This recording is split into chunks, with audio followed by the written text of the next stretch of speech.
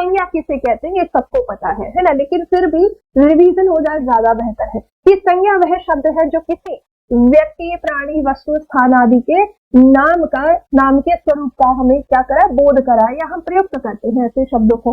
जैसे सभी नामपदों को क्या कहेंगे, संज्ञा कहेंगे। अब नामपद क्या होंगे, मतलब नाम का अर्थ क्या है, संज्ञा है, ठीक है। जैसे मोहन, मोहन क्या है, एक नाम है, लेकिन इसमें पूछे संज्ञा, ये व्यक्तिवाचक संज्ञा है। गाय है, मेज है, आगरा है, चांदी है, क्रोध है, ये सभी क्या है, एक नाम है और इन्हीं को क्या कहते हैं, हम संज्ञा कहते हैं। जब हम संज्ञा के भेद पढ़ते हैं तो कई बार बड़ा कंफ्यूजन हो जाता है। क्यों कंफ्यूजन हो जाता है कि 5 है कि 3 है ना। कई बार हम पढ़ते हैं कि संज्ञा अर्थ के आधार पर बताओ, ठीक है। तो 5 भेद आपको याद रखने हैं, नॉर्मली 5 ही होते हैं और वही 5 हम आगे पढ़ने वाले हैं, ठीक है। चलो तो बढ़ते हैं आगे। अगर हम संज्ञा के बारे में और जाने तो यहाँ पर जो उदाहरण दिए गए हैं सिर्फ समझाने के लिए रखा गया है। मान लो कोई पहली बार बच्चा पढ़ रहा है तो उसको एक एक जो पॉइंट है वो क्लियर हो जाएगा एग्जाम्पल्स के थ्रू। अगर आप पहले से पढ़ चुके हैं तो कोई बड़ी बात नहीं है, रिवाइज कर लीजिएगा, ठीक है। चलो तो यदि हम बात करें यहाँ पर ये जो रमेश शब्द है, रमेश के बारे में कुछ बताया गया है और उसमें पूछा है कि कहाँ कहाँ पर संज्ञा है। तो जहाँ नाम आपको दिख रहा है कि रमेश और कोलकाता, ये क्या है, संज्ञा है। पुस्तक क्या है, ये एक नाम है, ये संज्ञा है। शेर एक नाम है, ये एक संज्ञा है। ईमानदारी क्या है, हमारे अंदर का भाव है, ये भी एक संज्ञा है। ऊंचाई जो है ये भी एक संज्ञा है। अब ऊंचाई किस तरीके की संज्ञा है, ऐसा क्वेश्चन भी आपसे पूछा जा सकता है। तो ये हम आगे समझेंगे, जब हम भाववाचक संज्ञा पढ़ेंगे तब हम समझेंगे कि ये जो ऊंचाई शब्द है ये ऊंचा से बना है, लेकिन ये तो भाववाचक संज्ञा नहीं होना चाहिए। ऊंचाई कैसी भाववाचक संज्ञा है, ठीक है। तो इस पर आगे और डिटेल में जानेंगे। अभी बस ये एग्जाम्पल्स है जिनके थ्रू आपको पता चलेगा कि संज्ञा क्या होती है, ठीक है। आगे बढ़ते हैं, अगले जो है भेद की तरफ बढ़ेंगे। यहाँ पर अगर हम बात करें, कई बार होता है प्राणीवाची अप्राणीवाची संज्ञा आपसे पूछी जाती है। तो प्राणीवाची का मतलब होता है जिसके अंदर जीवन हो, जो जीव है, जो सजीव है, उसे प्राणीवाची कहा जाता है। कई बार पूछा जाता है इसमें अप्राणीवाची संज्ञा बताइए। अप्राणीवाची का मतलब ये है कि जिसके अंदर क्या है, जीवन नहीं है। जैसे कि मेज है, अब वो क्या है, निर्जीव है, उसके अंदर वो क्या ले, सांस थोड़े ना ले रहा है, O2 ऑक्सीजन थोड़े ना ले रहा है, ना CO2 छोड़ रहा है। ये पेन है, ये क्या है, ये निर्जीव है, ठीक है। तो ये अप्राणीवाची में आएगा। ये बहुत बार होता है, पूछ लिया जाता है। तो प्राणीवाची में क्या क्या आएगा, बच्चा है, भैंस है, चिड़िया है, आदमी है, रमेश है। अप्राणीवाची में जो कि निर्जीव है वो पुस्तक है, मकान है, रेलगाड़ी, रोटी और पर्वत होता है। अब बढ़ते हैं आगे इसके भेद की तरफ। पहला भेद है व्यक्तिवाचक संज्ञा। व्यक्तिवाचक संज्ञा जो किसी एक व्यक्ति, वस्तु या स्थान का बोध कराए, केवल एक के बारे में बात करें, ठीक है। अब जैसे कहा जाए मोहन एक लड़का है, मोहन एक लड़का। अब यहाँ पर पूछेगा 2 शब्दों को हाईलाइट करके, है ना। क्या पूछेगा, ऐसे एग्जांपल देख लेते हैं। कह दिया जाए मोहन एक लड़का है, ठीक है। ये एक उदाहरण है। अब इसमें कहा आपसे कि ये बताइए कि मोहन में कौन सी संज्ञा है और लड़का में कौन सी संज्ञा है। मोहन एक नाम है तो यहाँ पर क्या है, ये व्यक्तिवाचक संज्ञा है ना, जब केवल एक के बारे में बात हो। व्यक्तिवाचक संज्ञा का मतलब क्या है, किसी एक की बात हो रही है। अब लड़का है, लड़का तो भाई जातिवाचक संज्ञा है ना।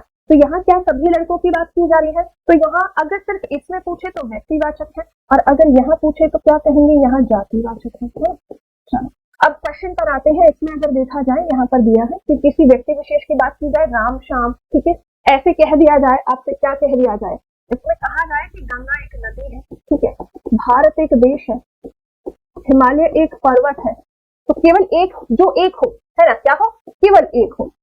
अगर यहाँ पर नदी शब्द दिया जाता, नदी, और नदी में पूछा जाता तो नदी तो बहुत सारी है, तो नदी में व्यक्तिवाचक नहीं है। इस नाम में गंगा एक है तो एक ही क्या है, ये व्यक्तिवाचक संज्ञा है। हिमालय एक है, ये एक व्यक्तिवाचक संज्ञा है। पृथ्वी एक है, ठीक है, ये व्यक्तिवाचक संज्ञा। लेकिन यहीं पर ग्रह दे दिया जाए तो ग्रह ये क्या है, जातिवाचक है, क्योंकि ग्रह तो बहुत सारे हैं, ठीक है। तो अंतर समझिएगा कि व्यक्तिवाचक क्या है, ठीक है। जहां किसी एक की बात हो रही है, चाहे वो शहर का नाम एक हो, चाहे वो देश का नाम पूछा हो, केवल एक की बात की जा रही है ना। जैसे भारत एक देश है तो भारत, दुनिया भर में भारत एक ही आपको मिलेगा, दूसरा भारत नहीं है। हिमालय एक ही है तो यहाँ व्यक्तिवाचक संज्ञा है, ठीक है।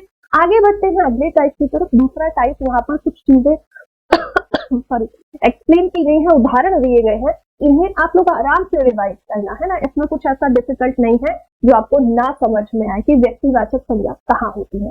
तो वीडियो को चलाइएगा, पॉज करिएगा और इसे एक बार जरूर पढ़ें। कई बार होता है कि हमारा चैप्टर हमें अच्छे से प्रिपेयर हमने कर दिया, लेकिन फिर भी कुछ ना कुछ ऐसा पॉइंट रह जाता है जो हमें एग्जाम में बहुत इरिटेट करता है, ठीक है। तो इसीलिए एक एक पॉइंट को अच्छे से रिवाइज कर लेना। जैसे मान लो आपने बहुत सारी चीजें पढ़ी है ना, सब कुछ पढ़ के गए, लेकिन मान लो एक घटना से क्वेश्चन आ गया और उस घटना विशेष का नाम दिया गया है ना। जैसे हम कहें कि इस बार महाकुंभ का आयोजन कहाँ हुआ था, यूपी में हुआ था, प्रयागराज में। अब महाकुंभ में मची थी भगदड़, ठीक है।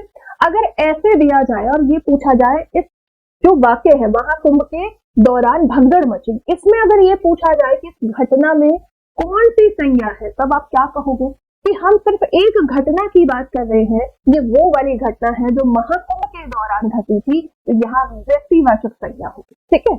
लेकिन अगर ऐसे कह दिया जाए कि बहुत सारी जो है ऐसी घटनाएं घटती हैं जिसमें भगदड़ मचती है, लोग मारे जाते हैं, तो यहाँ जातिवाचक है कि वो सभी घटनाओं की बात करते हैं जिसमें भगदड़ मचती है, ठीक है। तो अंतर समझिएगा इस चीज का। तो यहाँ पर जैसे व्यक्तियों के नाम है, देशों के नाम, महीनों के नाम है, पर्वतों के नाम, महासागर है, लाल सागर या जो भी सागर है, ठीक है, धार्मिक ग्रंथ है, ऐतिहासिक घटनाएं हैं, अगर सिर्फ एक का नाम देकर आपसे पूछा जा रहा है वहां व्यक्तिवाचक होता है, ठीक है। अगले जो है भेद की तरफ आते हैं, दूसरा होता है जातिवाचक। जाति है ना, जाति मतलब जैसे आप एक जाति से आते हैं और उस जाति में बहुत सारे लोग आएंगे। मान लो एक शब्द दे दिया जाए, आपको कहा जाए ओबीसी जाति से आते हो, तो ओबीसी संपूर्ण जाति के लिए बात कर रहा है, यहाँ सिर्फ जाति की बात नहीं हो रही है, यहाँ जितने भी लोग आएंगे ओबीसी वो सब है। तो वैसे ही यहाँ पर जब संपूर्ण जाति का बोध कराए वैसे शब्द, जैसे मनुष्य, मनुष्य तो भाई स्त्री पुरुष छोटा बच्चा और वृद्ध व्यक्ति सभी मनुष्य हैं, तो यहाँ सभी आ गए, ठीक है। वैसे वृक्ष कह दिया जाए, वृक्ष किसी का भी हो, वो क्या है, पूरी जाति की बात कर रहा है, तो यहाँ क्या आएगी इसकी परिभाषा, जो शब्द किसी जाति का बोध कराते हैं। लड़का है, लड़की है, नदी है, पर्वत है ना। ऐसे ही पर्वत में क्या है, सारे पर्वत आ गए, नदी में सारी नदियां आ गई। देश ऐसे कह दिया जाए, है ना, देश, बहुत सारे देशों के बारे में बात की जा रही है। देश का मतलब है कि भाई जितने भी देश हैं उनकी बात की जा रही है, संपूर्ण जाति की बात की जा रही है, किसी एक स्पेसिफिक देश की बात नहीं की जा रही है, ठीक है। कोई डाउट हो किसी को तो पूछ लीजिएगा। नेक्स्ट आती है द्रव्यवाचक संज्ञा। द्रव्यवाचक में हमारे जो खाने पीने वाली चीजें हैं, नाम से भी लग रहा है लिक्विड फॉर्म है ना, द्रव्य, तो यहाँ पर वो सभी जिन शब्दों से किसी धातु, किसी द्रव्य, किसी सामग्री, पदार्थ आदि का बोध हो, वो क्या होगा, द्रव्यवाचक संज्ञा होती है। अब इसमें आप जो है खाने पीने वाली सारी चीजें रख सकते हैं, धातुएं रख सकते हैं ना, सोना चांदी तांबा है, ऊन है, ये एक वस्तु सामग्री है, गेहूं चावल घी है, ये सब क्या है, खाने पीने वाली चीजें होती हैं, ठीक है। अगले भेद की तरफ आएंगे, नेक्स्ट है समूहवाचक या समुच्चयवाचक। मोस्टली समूहवाचक ही होता है, जिन शब्दों से क्या पता चले हमें किसी एक व्यक्ति का बोध ना होकर पूरे समूह के बारे में, है ना, पूरे समूह या समाज का बोध हो, वहां समूहवाचक संज्ञा होती है। जैसे कि कहा जाए, आपसे क्या कह दिया जाए कि भाई सेना है, अब सेना में तो बहुत सारे लोग हैं, है ना, पुलिस शब्द है, इसमें बहुत सारे पुलिस वाले होते हैं। पुस्तकालय है, पुस्तकालय मतलब वह स्थान जहां पर बहुत सारे पुस्तकें मिलती हैं। दल हो गया, अब दल तो किसी का भी दल हो सकता है, वहां दल में बहुत सारे लोगों की, या बहुत सारे जो है पशु भी हो सकते हैं, है ना, झुंड कहते हैं पशु के लिए, तो दल में बहुत सारे लोग आएंगे। समिति है, बहुत सारे लोगों से मिलकर बनती है। आयोग है, बहुत सारे लोगों से, परिवार है, समाज है, मेला है ना, मेला कह दिया जाए, मेला हो गया, बाजार है, ठीक है। इसके अलावा कक्षा है, बहुत सारे छात्रों से मिलकर बनी है। तो ये सब क्या है, ये बहुत सारे लोगों की बात करते हैं, तो जिन्हें हम गिनते हैं, है ना, इतने सारे लोग आ गए हैं। शादी समारोह होता है तो वहां कहते हैं ना, बहुत सारे लोग इस शादी समारोह में जुड़ गए हैं। तो वैसे ही क्या होता है, कक्षा में क्या होगा, बहुत सारे छात्र आते हैं, ठीक है। अब ये सभी की बात कर रहा है, ये सिर्फ एक ही बच्चे की बात नहीं कर रहा है। बाजार है, बाजार भी भीड़ होती है, पूरा मेले में भी भीड़ होती है, ठीक है। तो जहां बहुत सारे लोगों की बात की जाए वहां पर क्या होता है, समूहवाचक संज्ञा होती है। आते हैं अगला भेद है भाववाचक संज्ञा। वेरी वेरी इंपॉर्टेंट है ये वाली, कि जिन शब्दों से पदार्थों की अवस्था, गुण, दोष, धर्म, दशा आदि का बोध हो, उसे भाववाचक संज्ञा कहते हैं। अब इसको और थोड़े से इजी वे में समझो, ये थोड़ा बुकिश वाला हो गया। अब इसको कैसे समझना है कि हमारे स्वाभाविक रूप से हमारे जो भाव होते हैं, है ना, ये कहूँ प्राकृतिक रूप से हमारे अंदर जो भाव होंगे, प्राकृतिक रूप से हमारे अंदर जो भाव होते हैं, अंदर जो भाव होते हैं, कौन कौन से भाव पाए जाते हैं, ये सभी के अंदर होते हैं, किसी के अंदर ज्यादा, किसी के अंदर कम होता है। भाई किसी को गुस्सा ज्यादा आता है, ठीक है, किसी को गुस्सा कम आता है, प्रेम है, दया है, दया, करुणा है, करुणा, ठीक है। अब ये जो भाव है ये किसी के अंदर ज्यादा किसी के अंदर कम होते जरूर है, ठीक है। अब इसके अलावा कुछ ऐसे शब्द होते हैं जिन्हें हम भाववाचक संज्ञा बना सकते हैं, ठीक है। अभी तक ना द्रव्यवाचक संज्ञा में हमने ऐसा पढ़ा, ना जाति में पढ़ा, ना समूह में पढ़ा, ना व्यक्तिवाचक में, लेकिन भाववाचक संज्ञा है जो 5 प्रकार के शब्दों में यदि हम प्रत्यय लगा दे तो वो भाववाचक संज्ञा बनाई जा सकती है, ठीक है। तो देखो यहाँ पर कुछ शब्द हम देख रहे हैं, जैसे यहाँ मोटापा है ना, क्या है मोटापा, तो इसमें जो है शब्द था मोटा और उसके बाद हमने आपा प्रत्यय लगा दिया। तो क्या मोटा ये भाव होता है? नहीं, मोटा तो एक विशेषण शब्द है, हम कहेंगे क्या कहेंगे, मोटा आदमी, ऐसे कह दिया जाए, क्या है, मोटा आदमी। अब ये तो आदमी के बारे में बता रहा है कि भाई मोटा आदमी है, ठीक है, तो ये क्या है, तो विशेषण शब्द है। तो अब विशेषण में आपने यहाँ प्रत्यय लगा रखा है तो ये भाववाचक संज्ञा, ठीक है। अब हम समझते हैं आगे, तो यहाँ एग्जाम्पल दिया है, बुढ़ापा है, मिठास है, क्रोध है, हर्ष, यौवन, बालपन, मोटापा, ये सभी क्या है, भाववाचक संज्ञा है। लेकिन अब इसके पीछे का कॉन्सेप्ट समझ लेते हैं कि भाववाचक संज्ञा बने कैसे। तो 5 प्रकार के शब्दों को आपको याद रखना है, 5 प्रकार के शब्द, ठीक है, जिनसे हम क्या बना सकते हैं, भाववाचक संज्ञा बना सकते हैं। कौन कौन से हो जाएंगे? पहला हो जाता है आपका, पहला हो जाएगा जातिवाचक, क्या आ जाएगा, जातिवाचक संज्ञा, ठीक है। इसके एग्जाम्पल लिए जाए, जैसे कि आपसे कहा जाए कि भाई क्या कह दिया जाए, आपके अंदर जो है, मतलब आप एक नारी है ना, आप एक नारी है, नारी में क्या है, सभी नारियों की बात की जा रही, सिर्फ आप इसकी बात नहीं की जा रही, सभी नारी में मतलब सभी नारियां आ रही, ठीक है। अब इसमें हम जो है अगर स्व प्रत्यय लगा दे तो इसका अर्थ मतलब क्या बन गया, नारत्व बन गया। अब नारत्व का मतलब क्या है कि ये भाववाचक संज्ञा है, स्त्री होने के जो गुण है उसे कहा जाता है नारत्व, ठीक है। ऐसे ही यहाँ पर आपसे कहा जाए और क्या कह दिया जाए कि भाई आप जो है एक मनुष्य है ना। अब मनुष्य तो बहुत सारे है, मतलब बहुत सारे ना, कैसे नहीं कहोगे, कई, मतलब सभी जो मनुष्य है सबको रखा गया है, छोटा बच्चा भी एक मनुष्य है, बड़ा आदमी भी एक मनुष्य है ना, एक वृद्ध महिला भी एक मनुष्य है, तो सभी की बात की जा रही है। इसमें भाववाचक संज्ञा कैसे बनेगी? इसमें यदि हम का प्रत्यय लगा दे तो ये क्या बन गया, मनुष्य का बन गया। कहते हैं ना कि भाई तुम्हारे अंदर मनुष्यता नहीं है, तो मनुष्यता का मतलब मनुष्य होने के हमारे अंदर जो भाव होना चाहिए, हमारे अंदर, हम मनुष्य हैं तो हमारे अंदर दया है ना। मनुष्य क्या करता है कि भाई अगर देखा जाए तो पैसे कमाने के पीछे हम बहुत भाग रहे हैं, हम सारी चीजें साइड कर देते हैं, हमारे अंदर जो दया करना, ये सारे जो भाव है वो खत्म हो चुके हैं, हमें किसी को देखकर दया नहीं आती है, तो सोचते हैं हमसे पैसे लूटने चाहते हैं। तो हमारे अंदर एज ए ह्यूमन होने के नाते जो गुण होने चाहिए उसे कहा जाता है मनुष्य, ठीक है। तो वो सारी चीजें यहाँ पर आ जाएंगी। स्त्री होने की बात करेंगे तो स्त्रियों के अंदर जो है दया भावना ज्यादा पाई जाती है, ठीक है। इसके अलावा और भी बहुत सारे गुण होते हैं, तो वो सभी नारित्व की बात करते हैं, ठीक है। तो यहाँ मनुष्य का क्या बन गया, यहाँ ये भाववाचक संज्ञा बन गई मनुष्य से, ठीक है। किसी को कोई डाउट हो तो पूछ लीजिएगा। ऐसे ही आपसे कह दिया जाए गुरु, अब गुरु क्या है भाई, गुरु में हम कहेंगे कि ये तो गुरु मतलब जातिवाचक संज्ञा है, गुरु स्त्री भी होती है, गुरु पुरुष भी होता है। अब इसमें यदि हम क्या लगा दे, स्व प्रत्यय लगा दे तो क्या बन गया, गुरुत्व बन गया, मतलब गुरु होने का जो भाव है उसकी बात कर रहे हैं। तो ये किससे बने हैं, जातिवाचक से बने हैं। दूसरा जो भेद होता है, मतलब इसी कौन से शब्द हो जाएंगे, जब हम कहते हैं कि हम सर्वनाम में क्या करें, हम सर्वनाम में क्या लगाएं, प्रत्यय लगा दे तो हम क्या बना सकते हैं, भाववाचक संज्ञा बना सकते हैं। वेरी वेरी इंपॉर्टेंट टॉपिक है ये, और इसमें बहुत कंफ्यूजन होती है बच्चों को। जैसे कि हम कह दें यहाँ पर एग्जाम्पल के तौर पर, अपना है ना, अपना काम कीजिए मतलब खुद का काम करो, इसमें यदि हम पन प्रत्यय लगा दे तो क्या बन गया, अपनापन, है ना, कि भाई उससे मिलकर मुझे अपनापन सा लगा। तो ये क्या है, एक भाव है, ठीक है, ये क्या है, एक भाव हो जाता है। ऐसे ही आपसे कहा जाए कि ममत्व, मम जो है ये ममता की बात करता है, मम ये संस्कृत का शब्द है, तत्सम शब्द है, इसमें हमने स्व प्रत्यय लगा दिया ममत्व, तो ये ममता का एक भाव आ गया। ऐसे ही निज है, ये सर्वनाम है और यहाँ पर हमने स्व प्रत्यय लगाया, बन गया निजत्व, ठीक है। तो ये भी क्या है, ये भी अपनापन की बात कर रहे हैं। आते हैं अगला जो हमारा नेक्स्ट जो यहाँ पर आता है, तीसरा जो शब्द भेद हो जाएगा कि जिसमें हम क्या करें, प्रत्यय लगा दें तो क्या बन जाएगा, भाववाचक। ये होता है विशेषण, ठीक है, क्या हो जाएगा, विशेषण। विशेषण में आप प्रत्यय लगाइए तो क्या बन जाएगा, भाववाचक संज्ञा बन जाएगा। जैसे कि हम कहे, अभी थोड़ी देर पहले हमने देखा था मोटापा, है ना, क्या देखा था, मोटापा शब्द था, तो मोटा प्लस आपा हमने करके लगाया, क्या बन गया, मोटापा, तो ये बन गया एक भाव।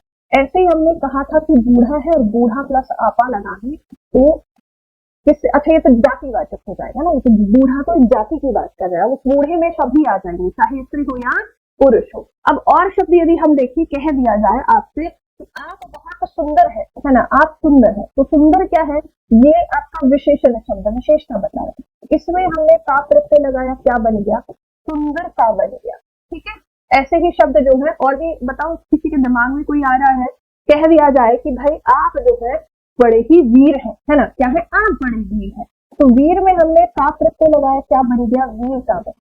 तो ये सब क्या है, ये सभी आपकी भाववाचक संज्ञा बन रही है इधर। ठीक है, भाववाचक संज्ञा कैसे बन रही है, हमने विशेषण में प्रत्यय लगाया। अगला जो शब्द है, चौथा शब्द आपके लिए क्या हो जाएगा, क्रिया हो जाएगा, जिससे हम प्रत्यय लगाकर बना सकते हैं भाववाचक संज्ञा। जैसे कि कहा जाए कि भाई आपको जो है सजना, सजना मतलब तैयार होना अच्छा लगता है, तो हम जो है ये जो सज मूल धातु है, यदि हम इसमें आवट प्रत्यय लगा दें, सजावट बनेगा, तो सजावट क्या है, ये एक भाववाचक संज्ञा है, ये क्या है, एक मूल धातु क्रिया से मिलकर बना है सच। ठीक है, ऐसे ही आपसे कहा जाए, क्या कह दिया जाए, घबराहट, है ना, घबराहट, घबराहट, ठीक है, आप घबरा गए, और इसमें हमने आहट प्रत्यय लगाया, क्या बन गया, घबराहट प्रत्यय। ऐसे ही थकावट बना सकते हैं, थकावट से भी बनेगा, सजावट है, थकावट है। कई बार पूछा जाता है कि जहां पर अंत में हट प्रत्यय लगा हो, है ना, वट प्रत्यय लगा हो, थकावट, वहां पर कौन सी संज्ञा होती है, तो वहां भाववाचक संज्ञा होती है। कई बार सीधे ही पूछ लिया जाता है, ये सब नहीं पूछेगा कि ये किससे मिलकर बना है, इसमें पूछेगा वट, हट, है ना, इसमें कौन सी संज्ञा है, सीधे आंसर करेंगे कि ये तो भाई क्रिया में हम देख रहे थे, क्रिया के साथ हमने प्रत्यय लगाया, तब हमने सजावट घबराहट बनाई थी, भाववाचक संज्ञा। ठीक है, पांचवा जो शब्द हो जाएगा वो हो जाएगा आपके लिए अव्यय शब्द। हमने एक शब्द पढ़ा था ऊंचाई, है ना, ऊंचाई, तो यहाँ अगर हम अव्यय शब्द जो होते हैं, अव्यय, अव्यय मतलब जिनका जिन पर जो है मतलब काल वचन लिंग किसी भी आधातुर में परिवर्तन नहीं होता है, वो ऐसे ही रहेंगे, चाहे उसे स्त्रीलिंग के साथ प्रयोग करो, पुल्लिंग के साथ, किसी भी वचन में, एक वचन, बहुवचन, या किसी भी काल के साथ लेकर आएंगे, वो ऐसे ही रहेगा। तो जैसे यहाँ पर हमने पढ़ा था ऊंचा, तो ऊंचा क्या है, ऊंचा एक अव्यय शब्द है। ठीक है, इमारत ऊंची है, ऐसे कह दिया जाए तो इमारत एक स्त्रीलिंग शब्द है, उसके साथ आया। आपसे कह दिया जाए पुल बहुत ऊंचा है, तो पुल एक पुल्लिंग शब्द है, उसके साथ भी ये ऊंचा ही रहा, बदला नहीं। तो यहाँ ऊंचा प्लस आई हमने प्रत्यय लगाया, तो क्या बन गया, ऊंचाई बन गया, ऊंचाई। ठीक है, ऐसे ही आपसे कहा जाता है कि स्कूल का मतलब स्कूल बहुत दूर है। ठीक है, दूर प्लस हमने ई प्रत्यय लगाया, क्या बन गया, दूरी। नीचे प्लस ना, नीचे प्लस ना, क्या बन गया, निचला बन गया। तो ये क्या है, ये भी एक भाववाचक संज्ञा है, वेरी वेरी इंपॉर्टेंट है। ठीक है, चलो आगे बढ़ते हैं, और अभी एक चीज और समझ लेते हैं क्वेश्चन को करने से पहले। एक चीज और दिमाग में रखनी है, क्या चीज दिमाग में रखनी है कि कई बार हमसे पूछा जाता है कि जो व्यक्तिवाचक संज्ञा है उसका प्रयोग हम जातिवाचक में कैसे करते हैं और जातिवाचक का व्यक्तिवाचक में कैसे होता है। तो पहला जो टाइप है उसे पढ़ लेते हैं कि व्यक्तिवाचक संज्ञा का जातिवाचक संज्ञा में प्रयोग। ठीक है, ये कैसे होगा, जैसे कि कुछ ऐसे नाम है जो अपने बातों के लिए जाने जाते हैं, जैसे हम कह दें, है ना, हमसे कहा जाए कि राम जैसे पुत्र, राम जैसे पुत्र आज भी पैदा होते हैं, ऐसे कह दिया है ना, होते तो नहीं है। श्री राम जैसे पुत्र कहाँ होते हैं आज के समय में, जिन्होंने सिर्फ अपने पिता के वचन का मान रखने के लिए सारा राजपाट त्याग दिया, 14 वर्ष का वनवास चुन लिया, है ना, वैसे पुत्र कहाँ मिलेंगे। आजकल तो माँ बाप को ही आश्रम में छोड़ आते हैं लोग।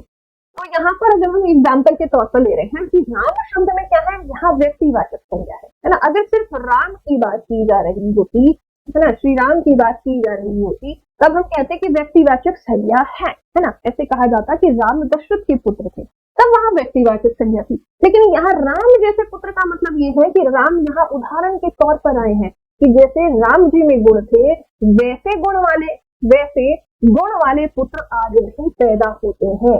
तो यहाँ एक जो राम है वो एग्जाम्पल के तौर पर रखे गए हैं। तो जब व्यक्तिवाचक संज्ञा उदाहरण के तौर पर प्रस्तुत की जाए तो वहां व्यक्तिवाचक संज्ञा ना होते हुए वो जातिवाचक संज्ञा के रूप में प्रयोग की जाती है। तो यहाँ कौन सी संज्ञा है अगर पूछ लिया जाए तब हम यहाँ कहेंगे ये जातिवाचक संज्ञा है। ठीक है, ऐसे ही एक और एग्जाम्पल लेते हैं कि आपसे कहा जाए, क्या कहा जाए, ऐसे कहा जाए कि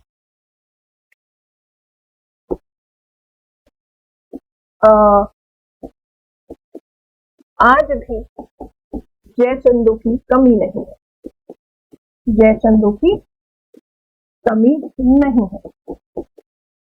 अब इसका अगर अर्थ लगाया जाए कि जयचंद जो था, सभी ने पढ़ा है ना, सभी ने पढ़ा उसके बारे में, हिस्ट्री में सब पढ़ते हैं। ये कैसा स्वभाव से कैसा था, धोखेबाज था, है ना। राजपूत होते हुए भी एक राजपूत राजा को धोखा देता है, दुश्मन के साथ मिल जाता है राजा को हराने के लिए, है ना। तो यहाँ पर अगर हम बात करें तो उसके जो गुण है वैसे गुण वाले व्यक्ति आज भी पैदा होते हैं। इसका अर्थ ये है कि यहाँ ये जो जयचंदों की बात की जा रही है, ये एक व्यक्तिवाचक जो संज्ञा है, उदाहरण तौर पर या हम कहें उसका बहुवचन किया गया है व्यक्तिवाचक का, तो ये क्या बन गया यहाँ पर, ये जातिवाचक संज्ञा बन गया, जातिवाचक।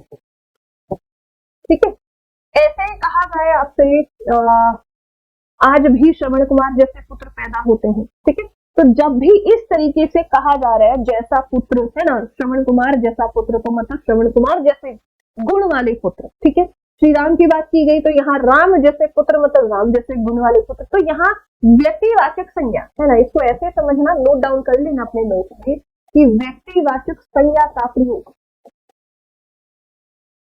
संज्ञा का प्रयोग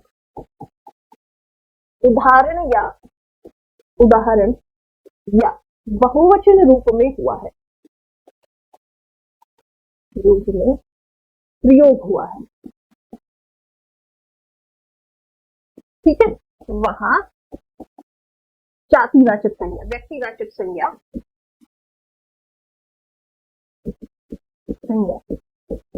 जातिवाचक संज्ञा बन जाती, संज्ञा बन जाती है। ठीक है, ये आप याद रखिएगा। अगला मैंने कहा कौन सा वाला कि जब जातिवाचक संज्ञा है उसे हम व्यक्तिवाचक संज्ञा के रूप में प्रयोग करते हैं। ठीक है, जातिवाचक संज्ञा का व्यक्तिवाचक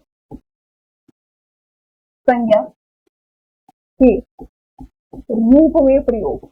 अब ये कैसे होगा, ठीक है, उदाहरण लेकर समझेंगे, है ना, उदाहरण लेकर। जैसे कि कहा जाए लौह पुरुष, है ना, लौह पुरुष ने देश का एकीकरण किया, ऐसे कह दिया जाए तो लौह पुरुष तो किसी एक ही बात की जाए, कोई और लेते हैं। हाँ, गोस्वामी जी वाला ले लेते हैं। गोस्वामी रामचरितमानस की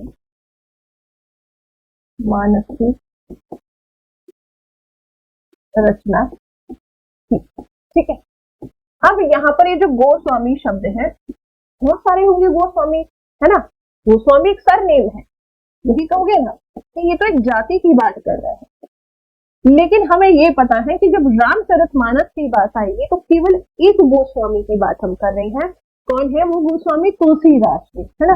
तो अब हमें पता चला यहाँ पर कि जो जातिवाचक संज्ञा प्रयोग किया गया है शब्द गोस्वामी, ये तो तुलसीदास जी के लिए है। तो ये जातिवाचक होते हुए भी क्या बन गया? व्यक्तिवाचक बन गया। ठीक है, अगर किसी को कोई डाउट आता है, मान लो आप लाइव सेशन में नहीं है और बाद में सेशन को देख रहे हैं, तब भी आप अपने क्वेश्चन को पूछ सकते हैं। कैसे? नेक्स्ट देखें आकर, नहीं तो ऑफलाइन कमेंट बॉक्स में। ठीक है, समझ आया?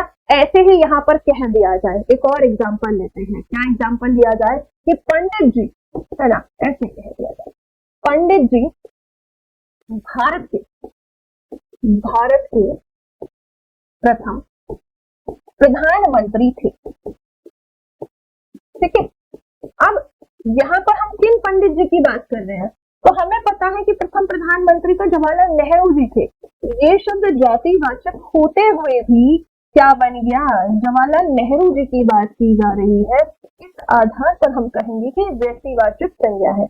ऐसे ही लौह पुरुष न कहते हुए हम ये कहें कि पटेल जी ने देश का एकीकरण किया, ठीक है। अब वहां पर पटेल तो बहुत सारे हैं भाई, सरनेम पटेल बहुत सारे लोगों का होता है, तो वहां वो पूरी जाति का बोध करा रहा है। लेकिन जैसे ही हम देश के एकीकरण के बारे में पढ़ते हैं तो हमें पता चला कि ये तो लौह पुरुष सरदार वल्लभ भाई पटेल जी की बात कर रहे हैं। तो वहां पर वो पटेल शब्द जातिवाचक होते हुए भी क्या बन गया? व्यक्तिवाचक बन गया। तो यही सबसे डिफिकल्ट चीजें होती हैं जो बच्चे नहीं पढ़ते हैं, नहीं समझते हैं और एग्जाम में जाकर इन्हें गलत करते हैं।